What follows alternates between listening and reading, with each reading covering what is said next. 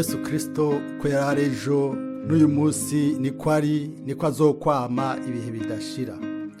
Abaheburayo igice ca 13 umurongo 8. Ikete rizunguruka nimero ya 29 ruheshi 1983.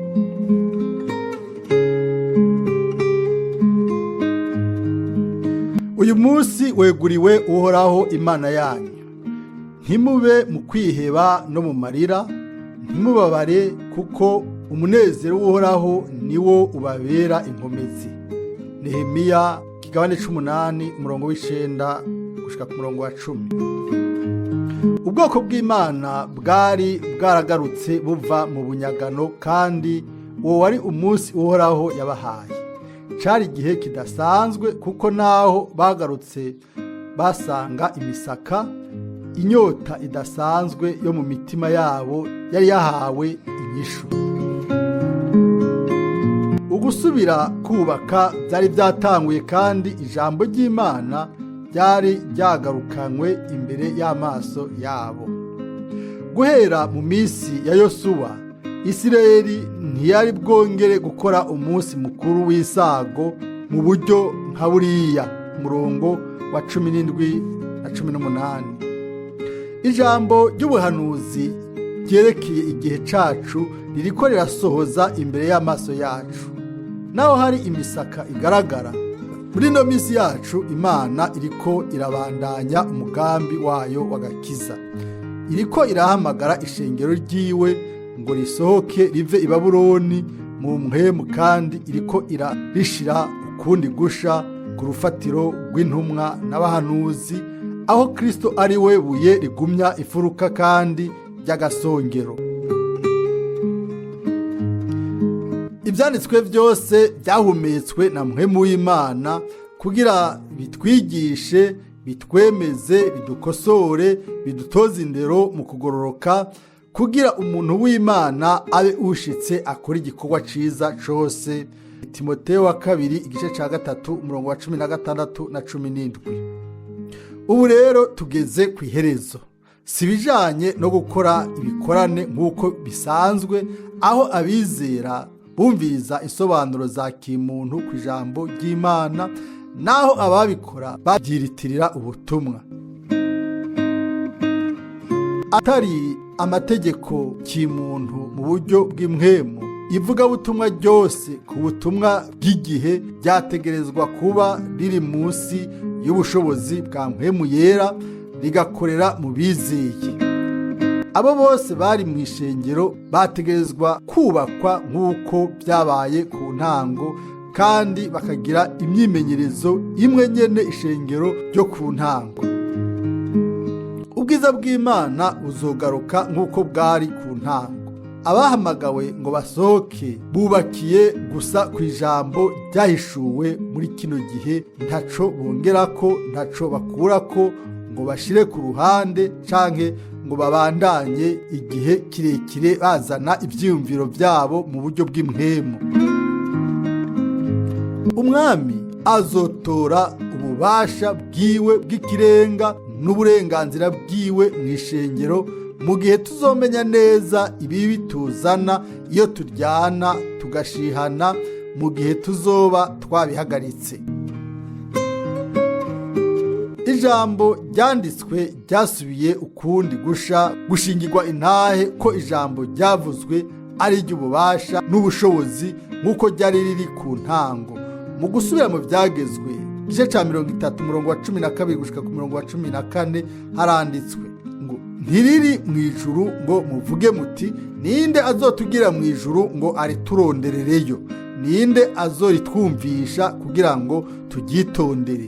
Ntiriri hakurya y'ikiyaga hanyuma ngo uvuge uti, ninde azotujabukira hakurya y'ikiyaga ngo arituronderereyo aze kuritwumvisha kugira turyitondere? Ariko noneho riri iruhande yawe, mu kanwa kawe, mbere riri mu mutima wawe kugira ngo uryitondere.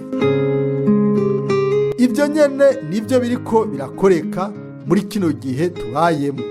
ijambo ukundi gusha ryahishuwe riva ku ntebe y'uhoraho hanyuma riratangazwa ku isi.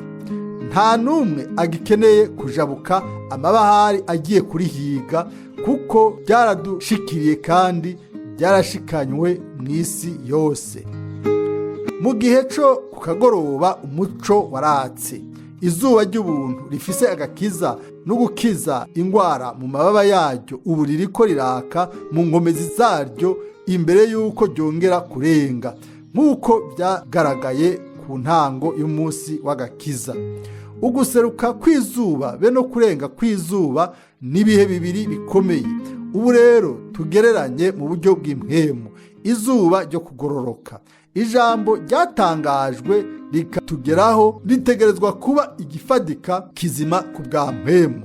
Tuzogira ya migisha y'inkomezi nyene nk'uko byabaye ku ntumwa. Niba by'ukuri twarabyakiriye mu mitima yacu, iri jambo ryacitse umuco w'ibirenge byacu. Nico gituma tugendera mu muco kandi tukabona neza aho tuja. Umuntu ajuragirika mu mwiza wenyene niwe atabona neza, aratsitagurika, aranyerera, aragwa, arababara, agakoma induru. Uguhishurirwa kuzuye kwa Yesu Kristo, ukwerekanwa muri rusangi kw'amabanga y'ijambo ry'Imana, twarabihawe kubwo intumbero yo kwambikwa ubwiza. Ego turemerewe kumenya no kwihweza uguhishurwa kw'amabanga y'Imana no kubona inzira z'agakiza ka Kristo mu ishengero. By'ukuri uyu ni umunsi umwami yakoze, umunsi w'ubwiza mu bihe byose.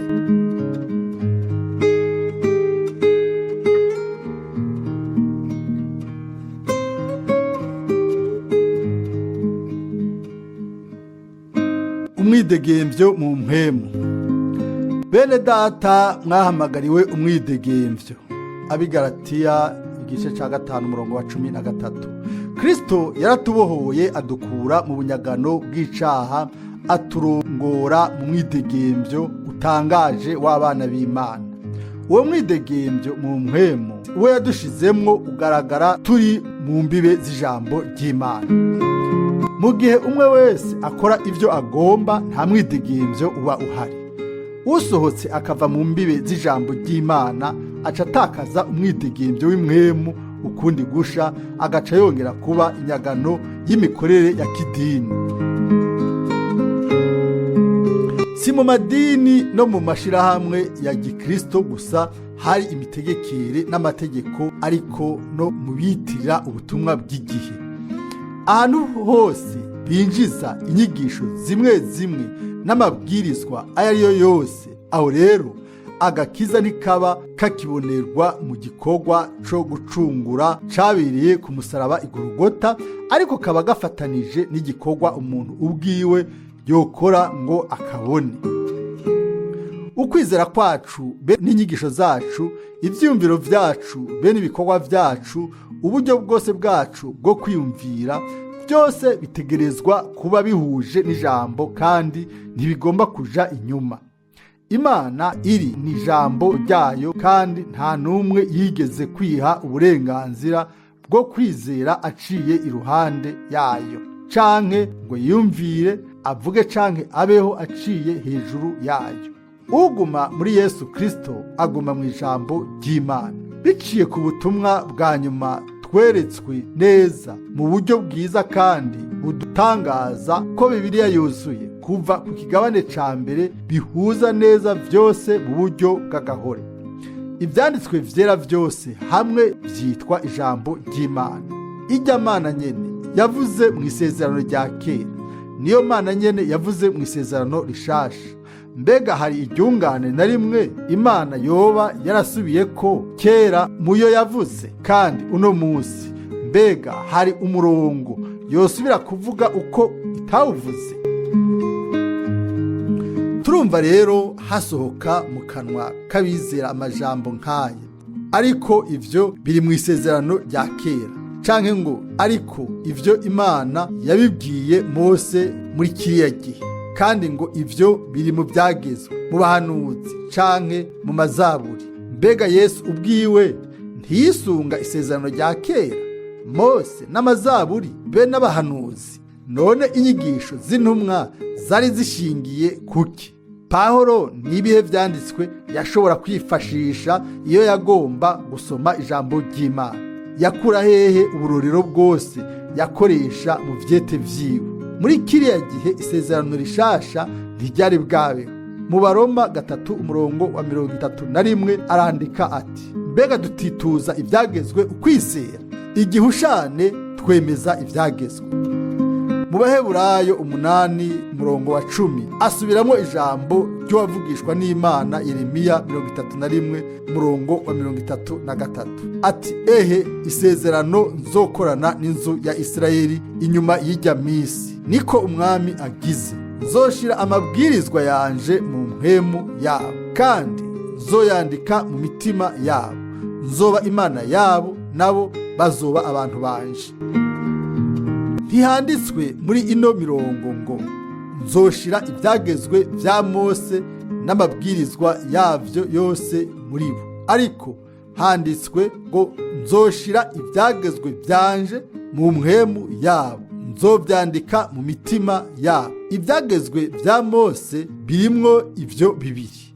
Ku ruhande rumwe ibyagezwe vy'Imana ari itegeko kuri bose, ku rundi ruhande ibyagezwe byari byagenewe Abisirayeli no mu gikorwa bakorera Imana.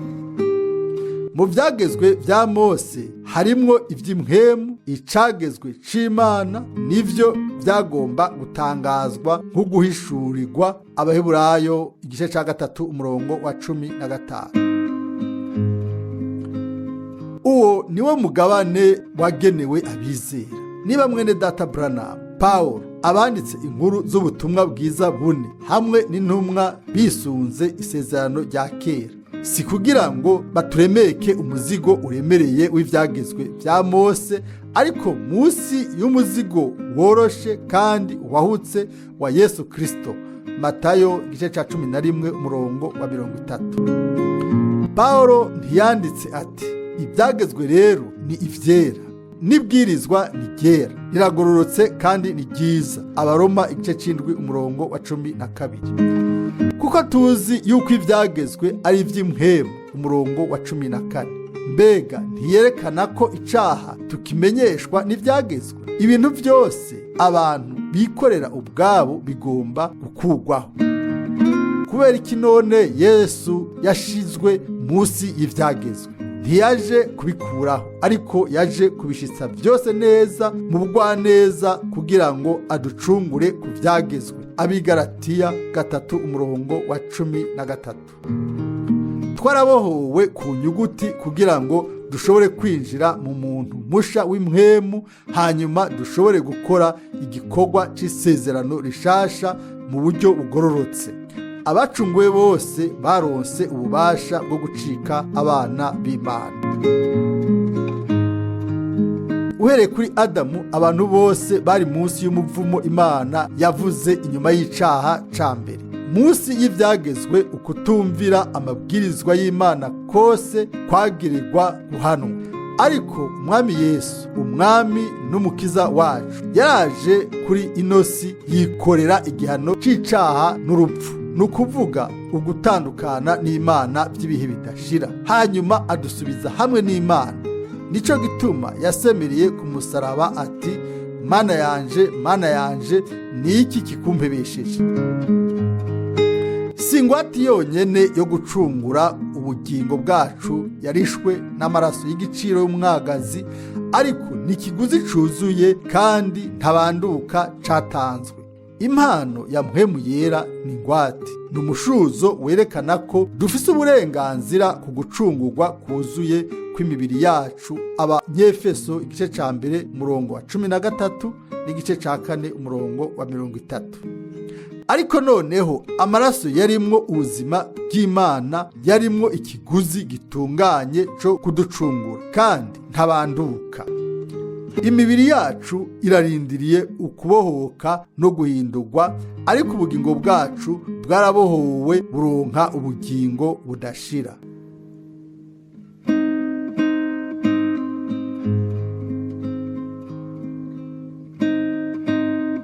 ukwezwa kwemewe. Nta cigwa ca Bibiliya kigizwe n'imirongo myinshi nko kwezwa.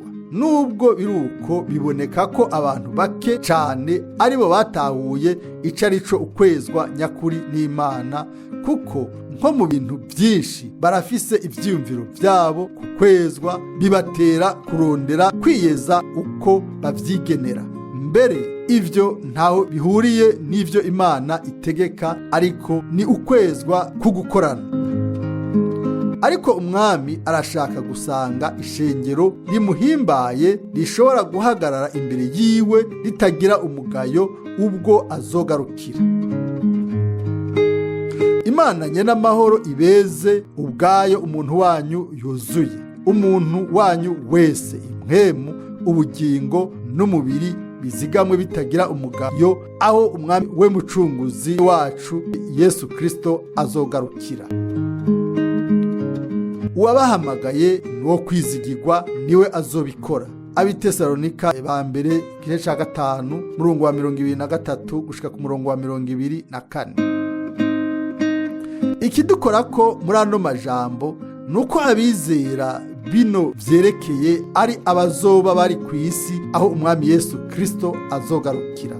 Mwene data Branham kenshi yagumye ashimika mu bice by'umuntu, ubugingo be n'impwemu, kandi yarerekanye neza ko bishoboka ko umuntu akora umwimenyerezo w'inkomezi z'imigisha y'impwemu, ariko naho biruko ubugingo bwiwe bukazimira. Ariko rero ubu gato imbere yo kugaruka k'umwami Yesu, umukuku w'abanesheje utegerezwa guseruka, umugeni jambo, umugeni mpemu, uwo muri ivyo bice byose azoba atunganye rwose, ahuje n'ivyanditswe. Umwami wacu yarasengeye abiwe avuga ati, ubeze mu kuri, ijambo ryawe niryo kuri.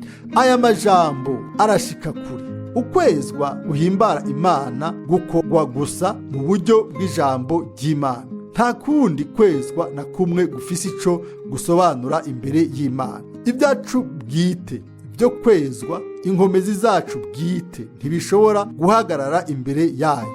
Igihe Yesu yavuga ati, ubeze mu kuri kwawe, yiyumvira rero ku kuri kw'ijambo ryose. Uhereye mu isezerano rya kera, umwami yari yatanze ibyagezwe ku buzima bwiharije ku muntu wese kugira ngo avyitondere. Kubwo kwitondera ivyo vyagezwe, abantu bazana ibimazi vyabo imbere y'Imana baba bahimbaye umwami.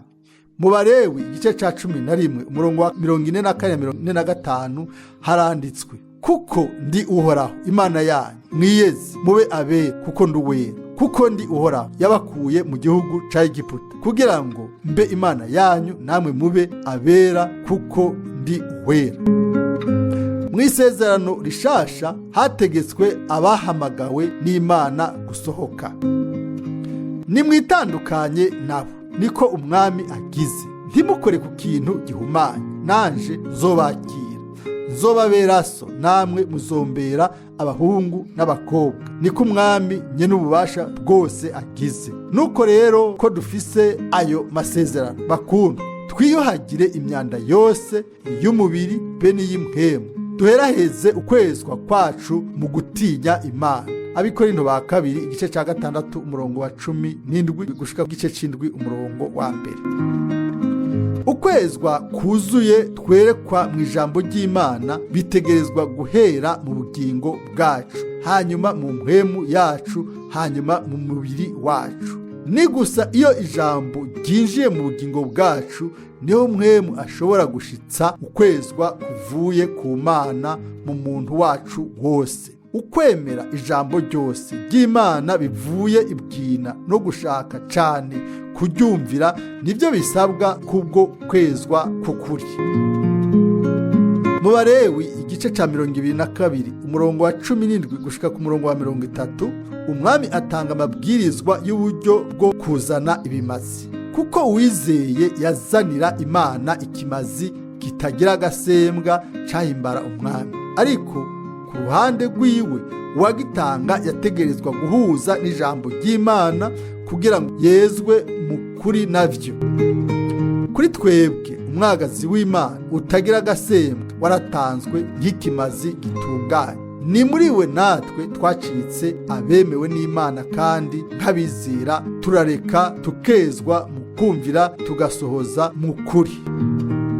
Nico gituma amaze gutanga ayo mabwirizwa yo mu gutanga ikimazi mu Balewi 22 murongo wa 31 na 32, muzokwitondere ivyo ndabageze, muzobishitse ndi Uhoraho. Ntimuzotukishe izina ryanje ryera, kandi ngo mpabwe ishimwe hagati y'abana b'Abisirayeli. Ni jewe Uhoraho mbeza. Utubaha ijambo ry'Imana atukisha izina ryayo ryera kandi ntashobora kwezwa. Ariko Imana ishaka ko izina ryayo rihabwa ubwiza hagati mu bwoko bwayo. Muri Data wa twese turavuga tuti izina ryawe ryubahwe. Abo bose Imana yemeye kandi bitondera ijambo ryayo bafise ukubaha kwinshi izina ryayo. Ukundi gusha umwami biciye kuri Mpwemu Yera arashitsa ukwezwa muri abo bitondera ijambo ryiwe bagakora ibihuye naryo, kuko weza n'abezwa bose bakomoka kuri imwe. Abaheburayo 2 umurongo wa 11. Twese turi abahungu n'abakobwa b'Imana, twavyawe n'imbuto y'inkomoko, nico gituma twacitse abasangiye kamere n'Imana. Muri Petero wa mbere igice ca mbere umurongo wa 15 na 16, intumwa yisunga ijambo twamaze kuvuga ryo mu Balewi 19 akavuga ati, ariko nk'uko yabahamagaye ari yera, namwe mube abera mu ngeso zanyu zose, nk'uko vyanditswe ngo mube abera kuko ndi uwera. Ni ibijanye no kwezwa guhimbara Imana, uko atanumwe yobona umwami atagufise. Ukubaha Imana nk'uko umuntu avyishakiye birongorera mu kugororoka k'umuntu, bigatuma araba abandi abasuzugura. Nuko rero umuntu aca aja mu rusengero avuga ati, mwami ndagushimiye ko ntameze nk'uyu canke nk'uriya. Igihushane ugusaba kwacu kwategerezwa kuba uku: mwami noba meze nk'uko ushaka komera, ndameze gute imbere yawe? Kubibwira ko baseruka bameze neza mu mpwemu, Pawulo ashigikira abizera b'ukuri n'aya majambo ngo, ntihagire umuntu n'umwe haba mu kwicisha bugufi kose canke kubwo gusenga abamarayika yobagunga impera yo kwiruka kwanyu, aguma mu vyo yabonye gusa kandi akikisha kubw'ubwibone bw'ivyiyumviro vyiwe by'umubiri, ariko atifatanya na wa mutwe uwo umubiri wose ufashijwe n'ingingo be n'imitsi ugateranywa neza navyo, niho uronka ugukura kwawo gutangwa n'Imana. Abikolosayi igice ca 2 umurongo wa 18 na 19. Izi nyandiko ziradutegeka kwiyumvira, kuko mu maso y'umuntu we ashobora kwihimbaza, agahezagirwa, agakoresha impano, akaronka amayerekwa, ariko akaba ari umunyamubiri kandi afise ivyiyumviro by'umuntu gusa. Ibyo nibyo twasomye. Twokwibajije ko abantu nk'abo bamaze kuba bari nko mw'ijuru, ariko hamwe n'ukwerekwa kwa gihanuzi gutomoye yarabiramwo ibintu, intumwa iradutangariza ko abizera badashaka kwemera kurongorwa ngo bashigwe mu mubiri wa Kristo ataruhara bafise mu kubakwa kw'imwemu no mu gukurira mu mubiri wa Kristo. Buzuye ivyo bigenera ubwabo, nta kindi atari ivyo. Bahonyanga ivyanditswe vyinshi byo mu ijambo bibwirwa ishengero. Bimeze uko bokwezwa bate? Impano zose n'imihezagiro yose bizohagarara, ariko ijambo ry'Imana be n'abemera bakezwa naryo mu kuryumvira biva ku kwizera bazokwamaho ibihe vyose. Umuntu wese adaca bugufi munsi y'ijambo ryose ribwirwa ishengero mu vy'ukuri aba abayeho mu kugarariza Imana yarivuze. Mpwemu w'Imana ashobore gukora ku buryo umwe wese abona neza uko kwezwa kuvuye ku Mana, uko biciye muri uko tuzohimbara umwami, uko gushitswa vy'ukuri.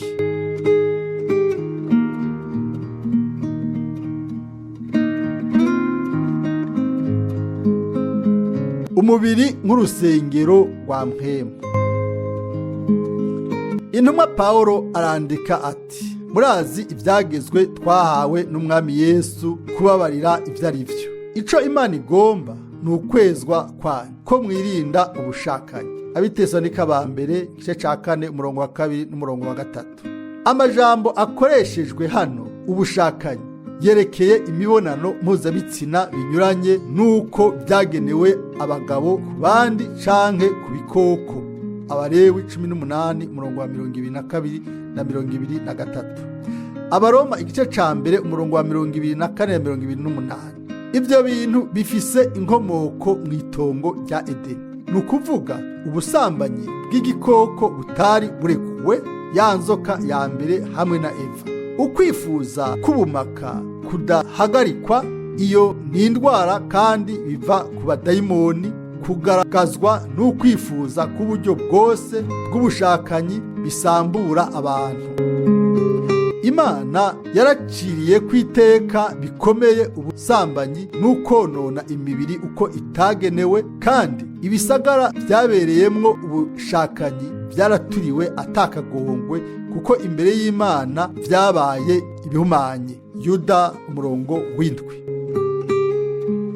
Umuntu mu by'ukuri ashaka kwezwa na Mwene w'Imana ategerezwa guhagarika uburyo bwose bwo kwihumanya, kuko haranditswe, kuko Imana itaduhamagariye guhumana, ariko yaduhamagariye kwezwa. Umuntu rero ashibura ivyo byagezwe ntashibuye umuntu, ariko ashibuye Imana, kandi ariyo yabahaye mpemu yera. Abitesanika ba mbere igice ca 4 umurongo w'indwi n'umurongo w'umunani. Uwasomye ibyanditswe vyera arazi ko mu bihe bitandukanye abantu benshi b'Imana baraguye, ariko muri bose nta numwe ashobora kwagirizwa ubushakanyi. Imbere yuko Imana itanga ibyagezwe, abakozi b'Imana bari bazi ibigororotse n'ibigoramye naho bitari bwandikwe. Turasoma kuri Yosefu ko atemeye gusambana igihe umugore wa Potifari yariko aramushuka mu buryo bwose bushoboka. Yaravuze ati: kandi nta na kimwe yambujije kiretse wewe, kuko uri umugore wiwe. Ni gute nokora ikintu kibi nk'ico ngacumura ku Mana? Itanguriro 39 umurongo w'9. Ijambo ry'Imana riravuga ku bushakanyi. Umugabo niyasambana n'umugore w'uwundi mugabo, agasambana n'umugore wa mugenzi we, uwo mugabo n'uwo mugore bombi bazobahanishe kubica. Abalewi 20 umurongo wa 10. Mwene data Branham yaravuze ati: ico cagezwe catanzwe n'Imana gifise ububasha kubizeye be n'abatizeye. Yavuze umugabo yakoresheje impano kandi afise abana babiri ku mugore w'uwundi mugabo. Mu gihe nk'ico nta kwezwa gushoboka kubaho, naho hoba hariho ugusigwa kwa mpwemu yera. Mu Balewi 19 umurongo wa 29 bene mu yindi mirongo, naho nyene umwami arihaniza ko umukobwa yiyonona mu kwigira indaya. Umugabo wese uno musi abana n'umugore, ejo akabana n'uwundi akora ubushakanyi. Byose ntitugomba kubishira mu mupfuko umwe. Ni neza mu gihe cacu niho yatanze umuco ku bintu byose. Bamwe kubijanye n'imibiri yabo bo kwifuje kwiyeza uko bavyigenera, bakaba rero gutyo bafise iciyumviro co kurenza urugero bijanye n'uko babifitiye uburenganzira. Ukwezwa k'ubugingo, impwemu n'umubiri bihimbaye Imana bishoboka gusa mu bugingo mugeni bwacunguwe n'amaraso, bubatizwa na mpwemu kuko bizeye ijambo ry'Imana. Mu binjana vyinshi Ekereziya Gatolika yashize igikumu ku nyifato y'imigenzo yayo, iyo nayo ikaba yarakiriwe cane canke buke n'amadini yarikomotseko. Nibiteye isoni rero ko ivyo bavyisunga bakavyita inyandiko zera. Kenshi abagabo banse izo nyigisho bafatwa nabi, bakankwa n'ayo madini, mbere bakabacira kwiteka. Nuko rero vyarashika bakabakuramwo mu gihe bashinze co kurya ingaburo yera n'ibindi. Gushika n'uno munsi ivyo baracavyita indero y'ishengero. Ku kubura ubumenyi abo bantu baragwanijwe bafatwa nk'abanyamibembe, ariko twebwe tubaha indero ya mpwemu w'Imana, niyo idutondeka mu ijambo ry'Imana. Imana yarungitse umuhanuzi, akaba yarashize ikintu cose mu kibanza caco ukundi gusha, akaba yarashize ku gitereko kw'amatara isobanuro y'inkomoko y'ijambo ry'Imana. Imana yaraheraheje igihe co kutamenya. Inyuma y'uko mwene data Branham biciye ku guhishurirwa n'Imana yarerekanye neza atavyiyumviro vy'umuntu imero y'umugabo n'umugore imbere y'ijambo ry'Imana, ntitucisunze rero inyigisho z'impimbano n'iz'amadini. Iki cigwa kuri benshi kiratomoye. Imisi yose bama batubaza bati, mbega wahukanye arashobora gufata ku ngaburo yera? Mbega yosubira akarongora? Mbega yovuga ubutumwa? Mbere turabona yuko iryo jambo kwahukana ritaboneka na hamwe muri Bibiliya. Nihagira umuntu asangayo icagezwe kijanye n'umugabo yahukanye, azoze rero kunsomera uyo murongo. Mu vyanditswe vyera iryo jambo nta n'iryo dusangamo. Hariho gusa icagezwe ku mugore yatandukanye. Nta na hamwe muri Bibiliya hariho ivyagezwe canke kwigwanako ku wahukanye. Ivyo gusa biri mu vyagezwe be n'amategeko y'amadini n'iyindi mihari y'abasenzi bifise imizi mu kibanza c'Iroma. Imbere y'Imana umugabo nta na hamwe, nta kuntu na kumwe agaragara nk'uwahukanye. Aha rero nibijanye no gusohora umwambiro wa nyuma wa Katolika y'i Roma, kugira ngo twisuzume tumenye ko mu bintu vyose twizera ivyo Imana yavuze. Umuntu abandanya nk'uko Imana ataco yavuze, akagumana ukubona kwiwe kunyuranye n'ukwa Bibiliya, nuko mu mutima wiwe atigeze aronkamwo ijambo ry'Imana, kandi kubw'ivyo ntazoshobora kwezwa. Nubwo abantu benshi bibwira ko bizeye ijambo gusa, mu vy'ukuri bashigikiye ya migenzo ya kera. Umuntu yizera ivyo agomba aba ari kure yo kwizera nk'uko ivyanditswe vyera bivuga. Ubwa nyuma dutegerezwa gutahura yuko Imana itarungitse umuhanuzi wayo muri kino gihe ngo tubandanye kugumya ivyari byarahishijwe mu bijana vyaheze, ariko dutahure yuko yari yamugeneye gusohora ubwoko bwayo muri Babuloni no mu migenzo, kugira ngo atugarukane mu ijambo ntakuka ry'Imana. Si kubw'ubusa umwami yamanutse mu gicu c'ubwiza akaba yaravuze. Guhera kera ijambo ryari ryaratswe ububasha, ariko ukundi gusha rirakarishe gusumba inkota y'ubugi bubiri. Ririnjira rigatandukanya. Naje muri iyi si ngo nce urubanza, kugira ngo abatabona babone, ababona nabo bacike impumyi. Yohana 9:39. Kubibaza ko gushika uno munsi bamaze kubona vyose, umuco uzogenda. Ijambo naryo ni nyundo ikomeye imanuka guhonda ibishushanyo vyose vy'i Babuloni, ari vyo bigwanya ijambo, kandi kubw'ivyo nivyo Antikristo. Hariho ukwera k'ukuri guhingurwa na mpwemu biciye mu ijambo, hakaba n'ukwera k'uburyarya gufise ikimenyetso ca papa. Vyose bitegerezwa gucecekeshwa kugira ngo Imana yonyene abe ariyo yumvirizwa iyo ivuze. Wibwira ko yezwa imbere y'Imana kuko yashikije ivyagezwe vyiwe bwite ngo ntukanywe iki, ntukarye iki, ntugakore iki n'ibindi, aribesha ubwiwe. Uyu munsi werejwe umwami, ubu ariko arashitsa ubwiwe akoresheje ijambo ryiwe na mpwemu wiwe ukwezwa mu bwoko bwiwe. Naho hoba hariho ibikitugora, birakwiye ko ijambo ry'Imana riba icitegererezo ntakuka kuri buri muntu wese. Nta numwe afise uburenganzira bwo gucira urubanza uwundi. kuri ivyo naho mwene data Branham yatubereye akarorero. Mubwina umwe wese afise amakosa imbere y'Imana mu buryo bumwe canke ubundi. Itariki ya 18 z'ukwezi kwa kane 1965 mwene data Branham yarashizeho abavugabutumwa bamwe, muri bo harimwo bamwe ku bijanye n'amategeko y'igihugu bari barahukanye baca basubira kurongora. Imbere yo kwakira uguhishurirwa kuvyo kwabirana no kwahukana, ikintu kigora bose gutahura, ikintu nk'ico nticashobora gutahurwa. Guhera ico gihe umuhanuzi yakoze ibintu bimwe bimwe bihushanye n'ivyo yari yizeye imbere. Ubutumwa bw'igihe c'iherezo bugenda butera imbere mu buryo bwa mpemu. Imigozi yose y'i Babuloni yaracagaguwe. Ubu turidegemvya. Umwaka wa yubile waratanguye kandi ntuzohera gushika umwami Yesu agarutse.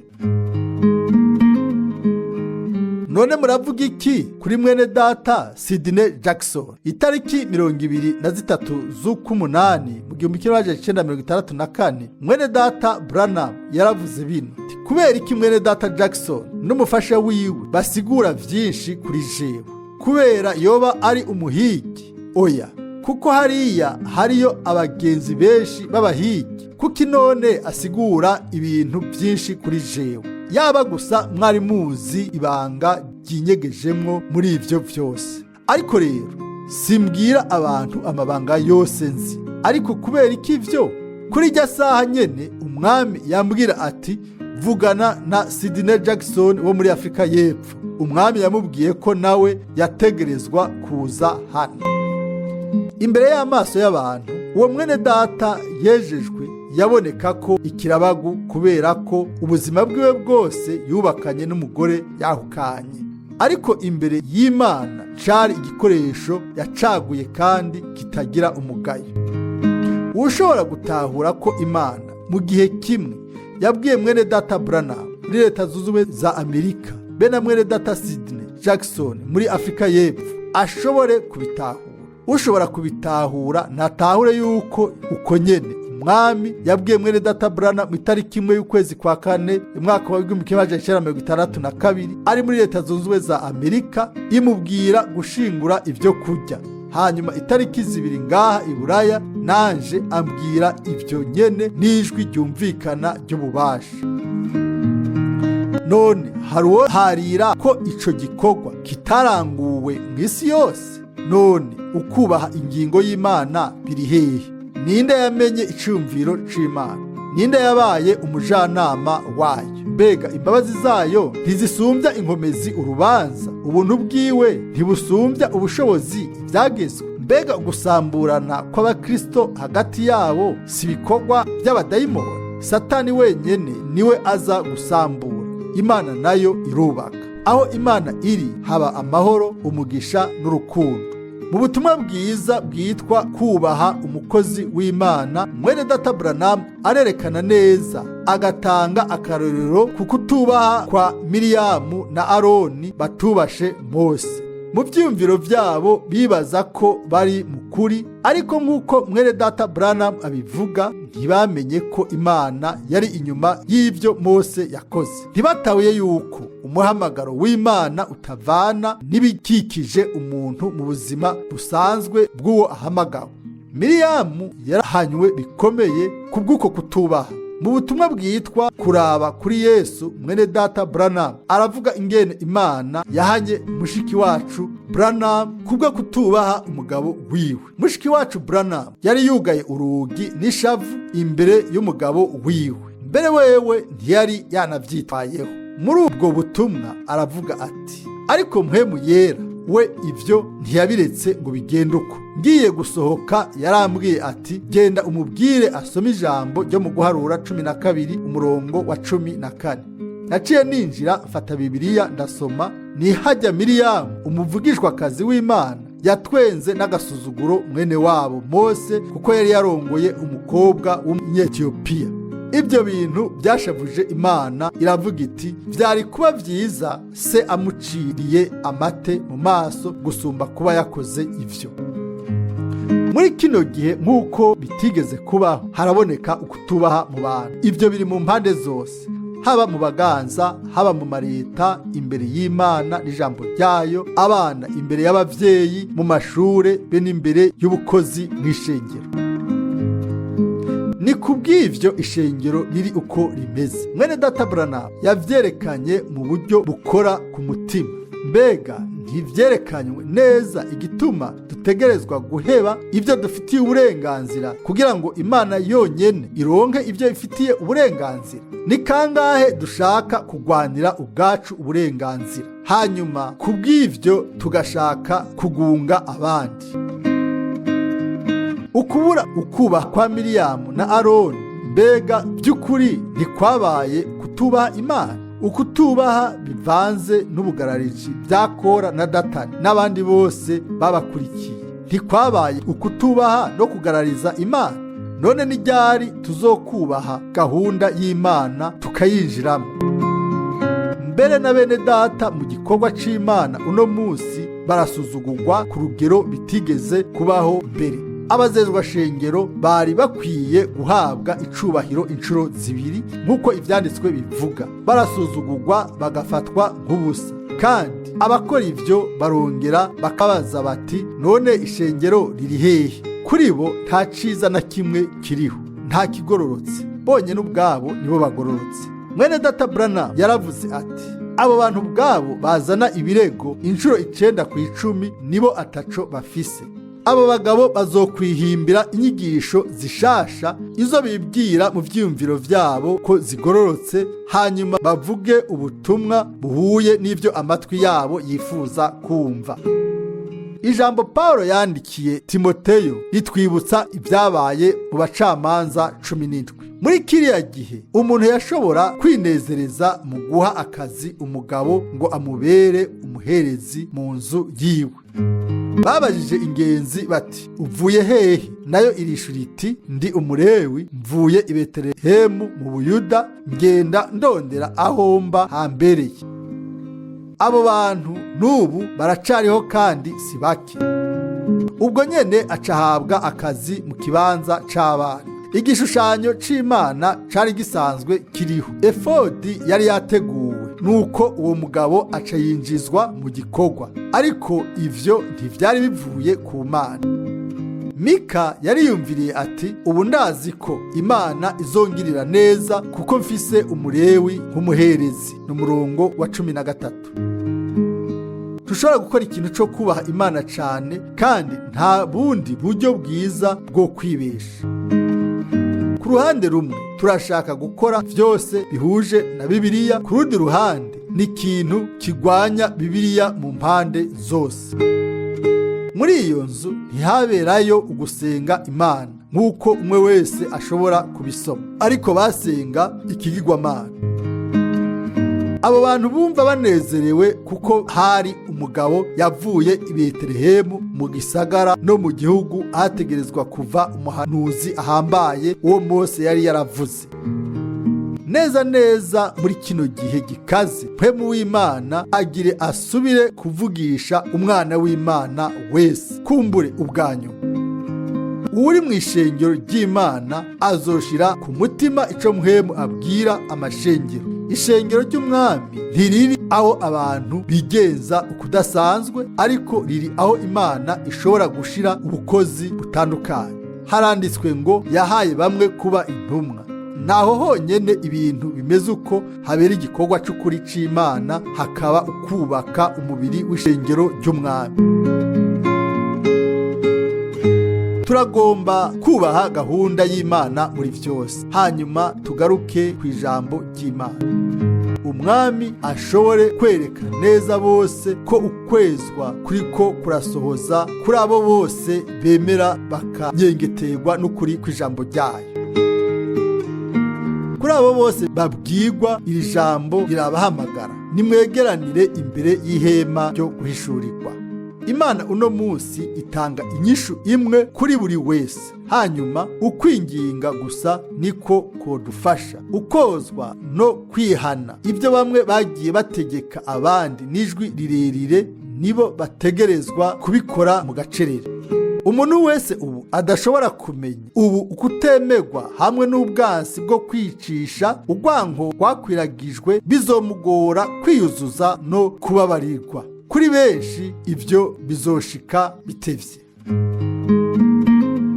Ubutumwa bw'agaciro bwaramaze gushigwa ahabona, kandi kubw'ivyo imbuto zaramaze kubibwa. Muri buri wese imbuto zizomera kandi zikure. Turi mu kurindira gukomeye imvura ya nyuma, iyo nayo nta nkeka izogwa imbere yo gusarura. Niba uburyo umwami avuga bukaze, abikora mu rukundo niho atubwira. Abo umwami akunda bose arababurira kandi akabahana. Mu rukundo rwiwe rukomeye aritwararika abo bose yasohoye mu rukundo. Uko rero tugomba kwemera vyose kandi tube abashima.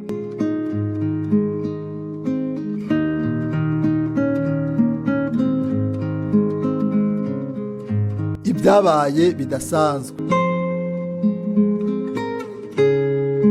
Ibiriko birashika uno munsi birerekana ko hari isano y'ivyabaye haraheze imyaka 50.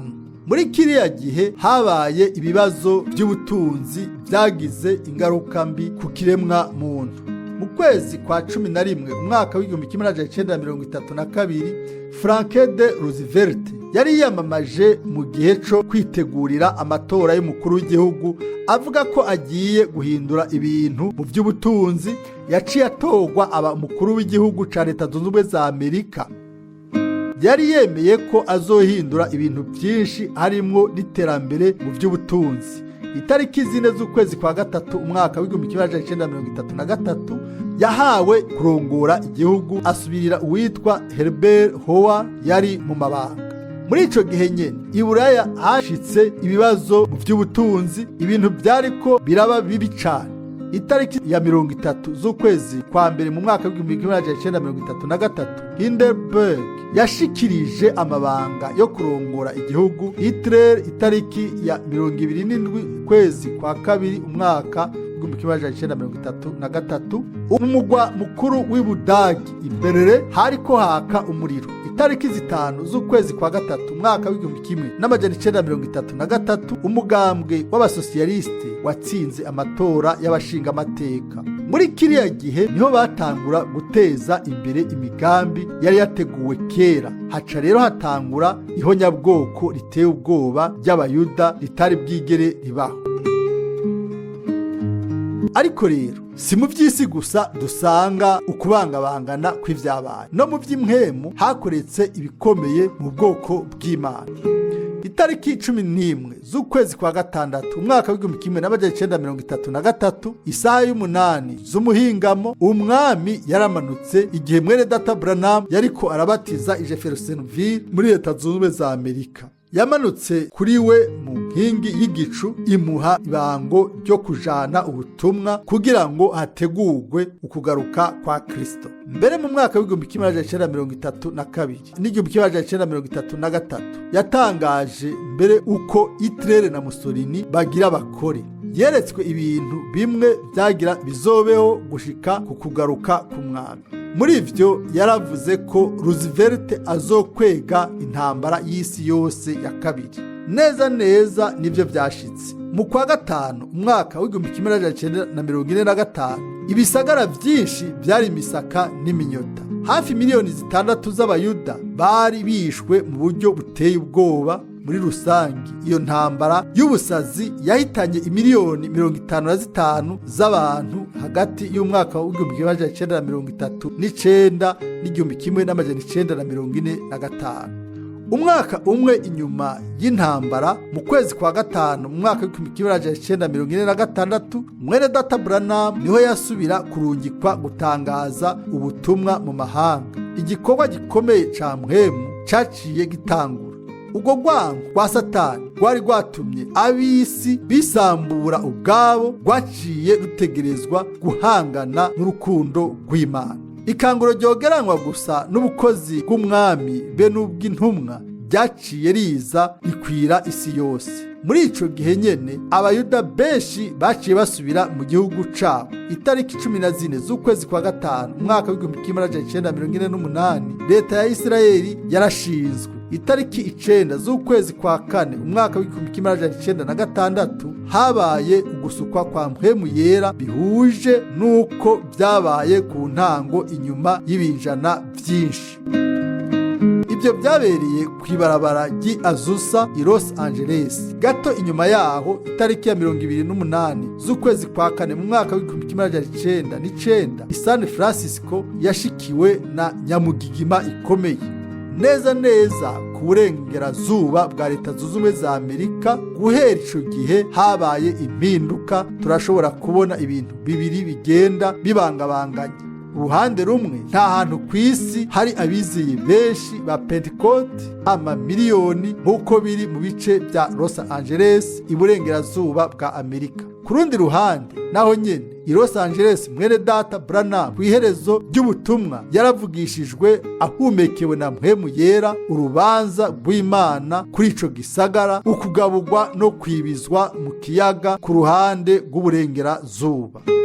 Ibintu bidatahuritse kuri twebwe nuko abantu bari barahawe mpwemu yera benshi bashibuye ubutumwa bwarungitswe n'Imana, hanyuma bakabandanya kuvuza akamo k'umunezero mu bikorane bita vy'Imana, nk'uko umengo Imana nta kintu yakoze kidasanzwe.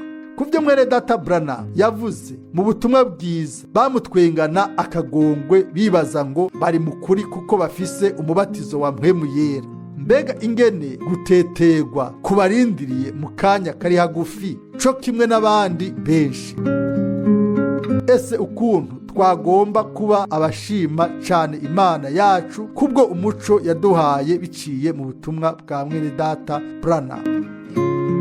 Ntituzohengeshanya gushimika tuvuga yuko abizeye bukuri atari ibijanye no kuronka ugusigwa kwa mpwemu yera, ariko urubuto rw'ijambo ry'Imana ruterekwa muri twebwe kubwo gutoranywa. Kuva kera turashobora kubona ko ari ibihambaye kuri twebwe kuba twaragiriwe ubuntu bwo kumva ubutumwa bw'iherezo.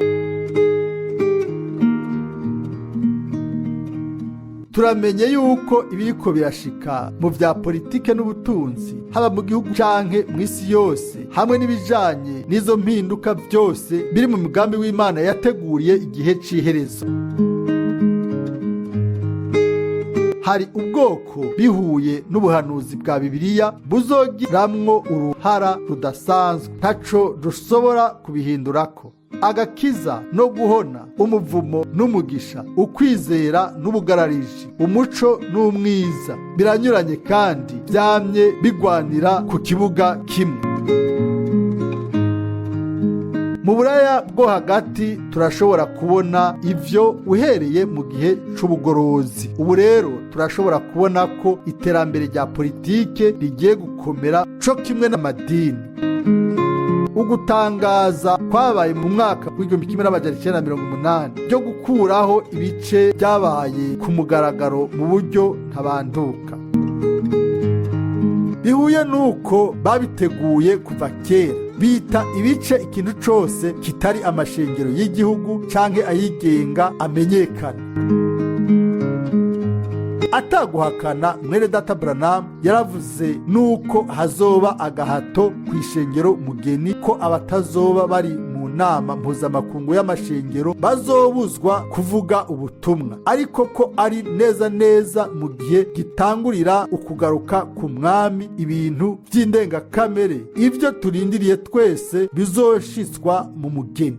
Kubw'ivyo bintu ukwizera ko kuzamurwa kuzoshika ku ndunduro. Ico gihe catwegereye mu buryo buboneka. Uguhumurizwa kwacu nuko tuzi yuko vyose biriko bigenda nk'uko Imana yabiteguye. Ukorera ku ruhande rw'Imana mwene so Ewald.